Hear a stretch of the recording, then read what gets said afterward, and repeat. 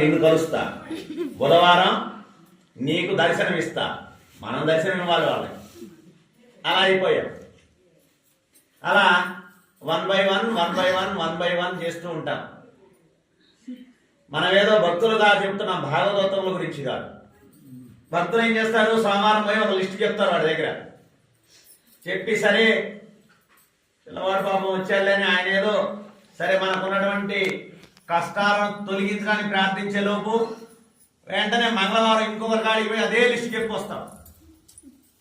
బుధవారం అదే లిస్టు మరలా రిపీట్, గురువారం మరలా రిపీట్, శుక్రవారం రిపీట్, శనివారం రిపీట్, మరలా ఆదివారం కూడా రిపీట్.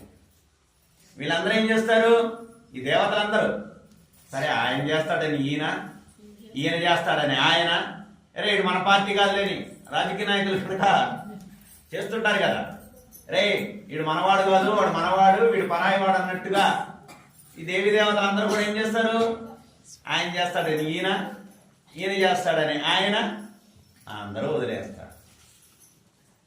అలా మనం కూడా ఒకరిని ఆశ్రయించి ఉండవలే. అలా ఆశ్రయిస్తేనే మన మనిషి జన్మకు సార్థకత. మీకు ఇష్టమైనటువంటి ధర్మాన్ని ఆచరించండి, మీకు ఇష్టమైనటువంటి దైవీ దేవతలను ఆస్వాదించండి. అలా ఉండాలి మనం కూడా.